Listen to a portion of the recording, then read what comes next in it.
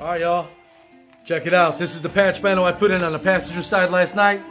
This is the seam that I was telling you guys about yesterday. I can't even hit this with my nail. Can't even feel it with my fucking nail. All those are where I have my sheet metal screws.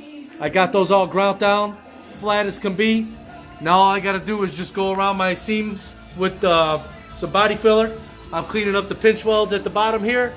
Got a little bit more work to do right over the exhaust. And man, we're getting this bitch going. I got some more work to do back here. Got some rust spots there to do. So I mean, again, you know, it's a process, little by little, step by step. I'm fucking just chilling in the garage, getting shit done. So once I get these quarters done and get them primed up, I'll start working on the new axles. Got my eye on a new set of drag radios. So man, we got plans for this thing, but it's fun while we're doing it. The most important thing, we're doing it ourselves. So stay tuned, y'all.